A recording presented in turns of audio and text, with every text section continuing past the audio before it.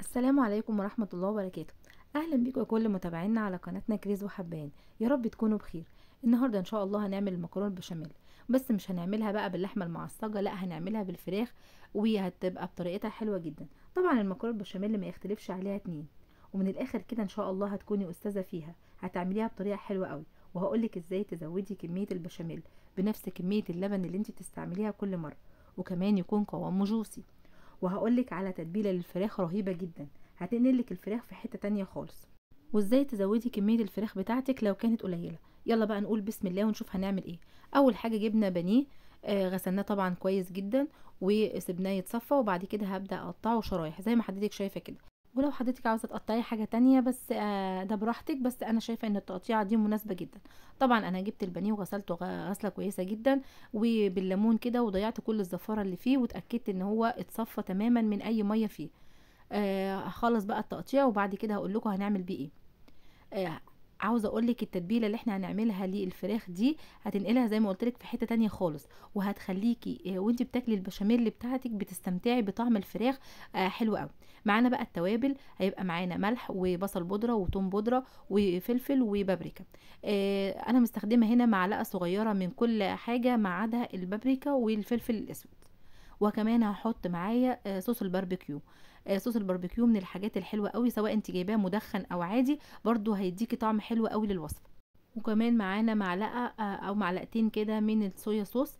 الصويا صوص طبعا سواء كانت غامقه او فاتحه حسب برضو رغبه حضرتك، الاتنين كويسين وبيديني نتيجه حلوه قوي. ممكن كمان نزود رشة جوز الطيب لو حضرتك بتحبيها وتحبي تستعمليها حطي منها. لكن انا بصراحة ما بستعملهاش. كده انا تبلتها. طبعا الصويا صوص والباربيكيو صوص من الحاجات الاساسية في التتبيلة دي. وممكن كمان احط دبس رمان لو متوفر عندك، هتحطي معلقة برضو هيدي طعم حلو قوي. هنا بقى رحت على البوتاجاز كده وطاسة او صينية وحطيت فيها شوية زيت واستنيت ان هي تسخن، عشان طبعا انا عاوزه ادي صدمه للفراخ بتاعتي وعشان ما تنزلش ميتها. فات ايه يعني ايه. دي احسن طريقه ان انت تعملي بيها الفراخ. تمام. هقلب فيها كده تقلبتين لحد ما تبتدي الفراخ تغير لونها وتبدا تنزل ميتها بعد كده، وهقول لكم هنعمل فيها ايه. طيب، انا كميه الفراخ اللي عندي دي كانت تقريبا نص كيلو الا حاجه بسيطه. تمام. هزودها بقى ازاي؟ هزودها بكميه البصل اللي انا هحطها. هجيب بقى كده 3 4 بصلات حلوين كده وهقطعهم صغير زي ما حضرتك شايفه. طيب انا كميه البصل هنا بصراحه هي اللي بتزود لي الفراخ، وكمان بتدي طعم حلو قوي. مع التتبيله اللي انا تبلتها دي بتنقل لي المكرونه في حته تانية خالص. يعني كميه البصل انت اللي بتتحكمي فيها وبتحطيها حسب رغبتك. طيب انا كده حطيت البصل امتى؟ لما حسيت ان الفراخ دخلت في السوا خلاص، ونزلت بقى بالبصل وهقلب فيه تقلبتين لحد كده ما احس ان كمان البصل استوى. طيب انا هنا مستعمله صدر الفرخه، عشان كده هو ما بياخدش وقت خالص، يا دوب هو يعني ايه، عقبال ما تقلبي فيه تقلبتين كده وينزل ميته وخلاص بتبقى دخل في السوا. لكن لو حضرتك مستعمله الوراك او اي جزء تاني في الفرخه هتسيبيه وتحطي عليه شويه ميه عشان يستوي. نيجي بقى للبشاميل. حله بقى على النار وهنزل بالزيت بتاعي او الماده الدهنيه سواء بتستخدمي زيت او سمنه، وبعد كده هنزل بالدقيق. طب عاوزه اقول لكم ان الماده الدهنيه لازم تكون قد الدقيق. يعني مثلا انا هنا استخدمت على الكيلو اللبن 5 معالق كبار من الدقيق، معلقه هرميه، وعليهم كمان برضو قدهم من الماده الدهنيه. انا بحب هنا استخدم الزيت بصراحه مش السمنه، لاني بحس ان السمنه تقيله، فالزيت بيبقى اخف وبيديني نتيجه احسن. وده برضو يرجع لحريه حضرتك واختيارك اللي انت بتحبيه. اول ما انزل بقى بالدقيق ابدا اقلب فيه كده عشان ما يتحرقش مني، يجي فيه كده على طول. بقلبه من كل الاتجاهات على اساس تبقى النار كمان هاديه معايا، مش عاليه، عشان الدقيق ما يتحرقش مني. طب هعرف ازاي ان الدقيق كده وصل للنتيجه اللي انا عاوزاها؟ اما يبتدي لونه يغير شويه، يصفر سنه، وكمان اشم ريحته عشان يكون طلع الرطوبه اللي موجوده فيه. عاوزه اقول لكم كمان ان احسن حاجه تقلبي بيها الدقيق وكمان لما تنزلي عليه باللبن هو المضرب اليدوي، لان المعلقه مش هتديكي النتيجه دي وممكن يكلكع معاكي. هفضل بقى اقلب فيه زي ما حضرتك شايفه كده لحد ما اوصل للنتيجه اللي انا عاوزاها، اللي هو الدقيق يغير لونه. طيب لو حسيتي ان الحله اتحرقت من الجوانب كده وبدا الدقيق يتحرق معايا، على طول تغيري الحله وتلحقي بقيه كميه الدقيق، لان طبعا لو الدقيق اتحرق معاكي ده هيغير معاكي في طعم البشاميل وفي لونه. معلش يا جماعه انا بقول كل المعلومات دي للبنوتات الصغيرين اللي لسه يعني بيدخلوا المطبخ وبيتعلموا معانا. تمام كده هو وصل معايا للنتيجة اللي انا عاوزاها. هنزل بقى بكمية اللبن. انا هنا مستخدمه كيلو بس من اللبن، وهقولك ازاي تزودي كميه البشاميل. لو انت مستخدمه كيلو بس ويطلع لك كميه بشاميل حلوه جدا، هتقضي لصينيه كبيره زي اللي احنا هنعملها النهارده. انا كده خلاص ايدي بقى فيه. اول ما انزل باللبن على طول بالمضرب كده بقلب فيه كويس قوي. النقطه دي مهمه جدا يا جماعه، لان في ناس كتير بتشتكي بتقولك اول ما بتنزل باللبن بيتكلكع معاها وما بتعرفش تتصرف معاه، وبيفضل مكلكع كده، وبتضطر تعمل خطوه الخلاط، يعني تحط البشاميل في الخلاط عشان تضربه. لكن لو اول ما نزلتي اللبن وايدك فيه كده بسرعه مع المضرب، مش هيكلكع معاكي خالص. بعد كده بقى هنزل بقى بالتوابل، اللي هي بقى شويه من الفلفل الاسود وكمان الملح، واقلب بقى كويس قوي. طيب في ناس بتقولك انا ما بحبش الفلفل الاسود لانه بيغمق البشاميل شويه وبيبان فيها. لا حضرتك بقى متاح عندك فلفل ابيض، ممكن تحطيه وتستعمليه، بيبقى حلو قوي في الوصفه دي. بس بصراحه الفلفل الابيض غالي جدا، فيعني ايه ممكن يكون مش متاح عند ناس كتير. بعد كده هنزل بقى بمعلقه صغيره من البصل البودره ومعلقه صغيره من الثوم البودره، بتدي طعم حلو قوي للبشاميل، وبرده بتنقلها في حته تانية خالص. نيجي بقى لنقطة ان احنا ازاي هنزود الكمية البشاميل بتاعتي. انا دلوقتي استعملت كيلو من اللبن، هحط عليه كمية من الشوربة، كمية حلوة، يعني تقريبا قد اللبن اللي انا استعملته. بس عاوزه اقول لكم دلوقتي انا كده بنزل بمعلقتين كده كبار من القشطه. قشطه اللبن العاديه بتخلي لي البشاميل برضو دسم كده وحلو وجوسي وحلو قوي.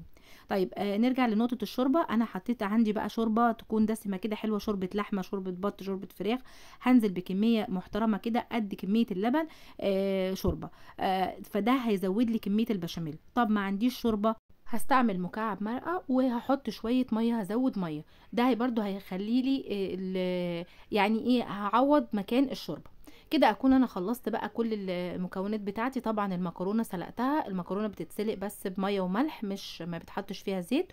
وهبدا بقى اركب الطبقات بتاعتي والمكرونه بتاعتي. اجيب القارب او الصينيه اللي انا هستعملها، سواء كانت تيفال او بايركس او المونيا، مفيش اي مشكله. وهبدا احط فيها شويه من البشاميل بتاعتي، شويه محترمين كده في ارضيه الصينيه. ودي برضو نقطة مهمة جدا لازم تهتمي بيها. وبعد كده هبدأ بقى أشيل كمية من البشاميل أركنها على جنب، وأحط كمية تانية أحط فيها المكرونة بتاعتي وأقلبها تقليبة كده. أنا عاوزة المكرونة تبقى متشربة بكمية بشاميل محترمة، يعني ما تكونش المكرونة من غير بشاميل، لا، سواء الطبقة اللي تحت أو كل الطبقات تبقى فيها بشاميل كويسة جدا. طب في نقطة تانية أنا نسيت أقولها لكم، واحنا بنحط القشطة. القشطة طبعا بتخلي البشاميل بتاعي كده غني كده وحلو. طيب ايه البدايل اللي ممكن نحطها تانية، او لو انا متاحة عندي نعملها؟ لو عندك شوية جبنة موتزاريلا هتحطيها برضو اثناء البشاميل لما بيكون بيتعمل في اخر حاجة، في اخر مرحلة من البشاميل. او مثلا مكعبين من الجبنة المثلثات او الجبنة الكيري. يعني دي كلها اختيارات ممكن بتنقلك او بتخليلك البشاميل بتاعك دسم كده وحلو وجوسي. تمام. حطيت اول طبقة من المكرونة زي ما حضرتك شفتي، وحطيت عليها شوية من البشاميل، وبدأت انزل بالحشوة بتاعتي الفراخ اللي انا عاملاها. يا ريت تجربوا المكرونه بالحشوه الفراخ بالتتبيله اللي احنا عملناها دي، هتعجبكم جدا، وهتبقى تغيير عن اللي انتم متعودين عليه ان انتم تعملوه دايما باللحمه المعصجه. فيعني بنغير كده عشان الولاد تحب الاكل وتبقى مقبله عليه. طبعا انا هنا كنت سلقه كيلو مكرونه، يعني برضو كميه كبيره. ممكن الكميه دي تقسميها على صينيتين او تعملي نص المقدار، لو يعني حسب برضو عدد افراد اسرتك. ولازم احاول كده اقسم الحشوه يعني ايه في الصينيه كلها، عشان كل اللي ياخد جزء من المكرونه يبقى متقسمه صح. وبعد كده هنزل بقى بشويه من البشاميل، وبعد كده هنزل بالجزء التاني من المكرونه اللي برضو واخد بشاميل كده ومتقلبه فيه. انا هنا تقريبا حطيت اكتر من نص المكرونه في الطبقه اللي تحت، والجزء الباقي حطيته من فوق. وبعد كده هبدا بقى انزل بالبشاميل بكميه البشاميل اللي فاضله معايا كده من فوق، واحاول برضو اقسمها واظبطها عشان تبقى كل الصينيه واخده البشاميل بتاعها. طيب لو انا عاوزه كمان ادلع البشاميل بتاعي اكتر واخليه طعمه احلى، ومتاح عندي ان انا اعمل ده او اجيبها، اللي هي الكريمه اللباني البودر. الكريمه اللباني البودر لو حطيت منها معلقه على البشاميل وهو بيتعمل برضو في اخر مرحله، بتديني نتيجه حلوه قوي لطعم البشاميل. هنا كنت سويت خلاص البشاميل وبدأت بقى احط ايه مكون حلو قوي عشان يديني الوش من يحمر لي الوش كده ويخليه جراتان حلو قوي، اللي هو قشطة اللبن. انا شلت معلقة، كان عندي كده معلقة من القشطة وبدأت احطها فوق البشاميل واسويها كده. طيب ممكن برضو احط شوية موتزاريلا هيديني نفس النتيجة وهيخلي لي البشاميل فيه مطة يعني ايه من اما باجي اكلها. طبعا انا في الوقت ده مشغله الفرن على درجه حراره متوسطه على الرف الوسطاني كده، وهتدخل المكرونه. مش هتغيب كتير لانها طبعا كل مكوناتها مستويه، بس يا دوب ان هي بتاخد شويه من يعني 10 دقايق ربع ساعه من تحت، وبعد كده بفتح عليها الشوايه عشان تاخد الوش الجراتان ده.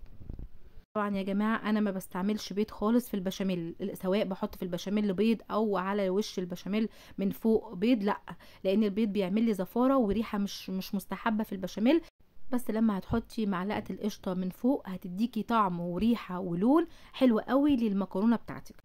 بصوا انا قطعت لكم منها حته، بصوا جميله جدا والبشاميل بتاعها جوسي وجميل. يا رب يكون الوصفه عجبتكم، ما تنسوناش بقى في اللايك وتشتركوا في القناه وتفعلوا زر الجرس عشان يوصلكوا كل جديد بننزله، واشوفكم في فيديوهات جايه كتير، والسلام عليكم ورحمه الله وبركاته.